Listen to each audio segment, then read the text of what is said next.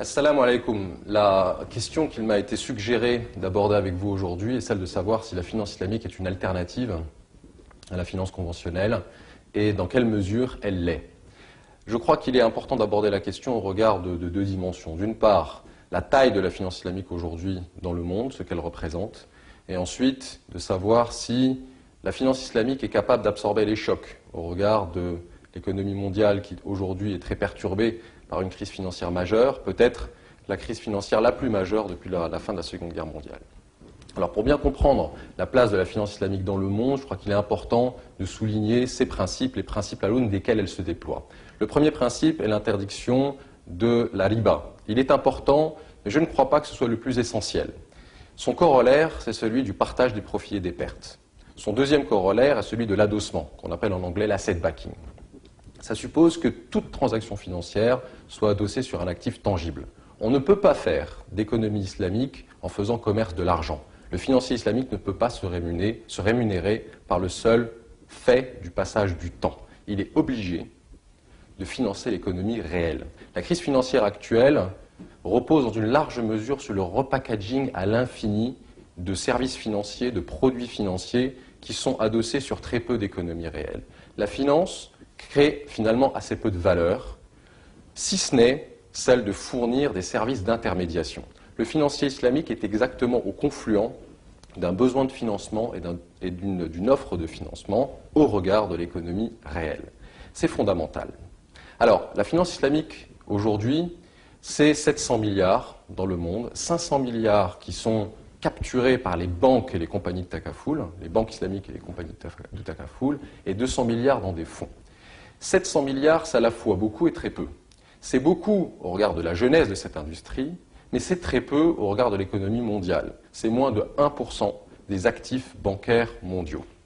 Cela dit, c'est une industrie qui croît très vite, 30 à 35% par an en moyenne jusqu'en 2007 pour la seule industrie des soukouk, les obligations islamiques, qui sont des instruments de refinancement importants pour les banques, pour les États, mais aussi pour les compagnies, pour les corporates. Alors, est-ce que c'est une alternative pour la finance conventionnelle et dans quelle mesure? Comme la finance islamique s'inscrit dans la dimension éthique de l'économie, comme c'est un compartiment de la finance éthique, alors oui, c'est une alternative. On sait bien que la crise financière actuelle repose sur un certain nombre de faiblesses de l'économie mondiale. Le fait que la banque, la finance, s'est assez largement découplée de l'économie réelle.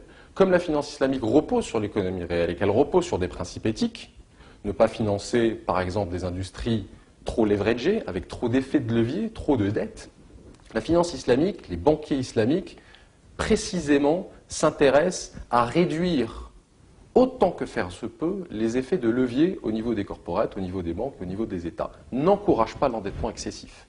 Premier point. Deuxième point, on me pose souvent la question de savoir si l'ensemble de l'économie mondiale et de la finance mondiale était islamique à la base, aurions-nous eu la crise des subprimes? La réponse est évidemment non. La crise des subprimes repose sur l'octroi de crédit excessif à des taux variables, à des ménages essentiellement américains qui n'avaient pas les moyens, dans le cycle économique, de rembourser leurs crédits. La finance islamique l'interdit. Et donc aurait joué le rôle d'une sorte d'amortisseur de crise. Cela dit, la finance islamique n'est pas non plus la panacée. Si la finance islamique si l'économie américaine était entièrement financée par des banquiers conformes aux principes de la charia, plusieurs millions de ménages n'auraient pas eu accès au crédit et n'auraient pas eu accès à l'immobilier, à la propriété immobilière. Donc la réponse à la question est assez nuancée. À quelles conditions la finance islamique peut-elle devenir une partie de l'économie mondiale? La première, c'est la formation professionnelle. Nous sommes obligés aujourd'hui de former de plus en plus de financiers islamiques, que ce soit en Malaisie, dans le Golfe Persique, mais aussi en France. Une offre de formation professionnelle dans le champ de la finance islamique est en train de se préparer en France, notamment dans la région parisienne et à Strasbourg. La deuxième condition, c'est un minimum de standardisation. Et la standardisation ne s'applique avec intérêt que dans deux classes d'actifs. Les obligations, qui sont devenues un marché mondial, et les fonds, qui sont aussi un marché mondial. En revanche, pour le financement de l'immobilier, pour le financement de la consommation, pour le financement des PME, la finance islamique doit s'adapter aux contraintes locales, qu'on appelle les contraintes idiosyncratiques, liées à l'économie locale. La troisième condition, c'est beaucoup plus d'innovation. La finance islamique aujourd'hui mondiale, concentrée dans le Golfe Persique, en Malaisie, mais de plus en plus en Europe, dans nos vieux pays, reste une finance simple, voire simplissime. Lever des dépôts pour octroyer des crédits. Nous avons besoin de davantage de spécialistes, notamment dans des produits alternatifs comme la gestion d'actions, comme la gestion de fonds, comme la gestion immobilière. C'est ce à quoi les financiers islamiques s'emploient aujourd'hui et c'est ce qui donnera à cette industrie ses lettres de noblesse à l'avenir. Merci.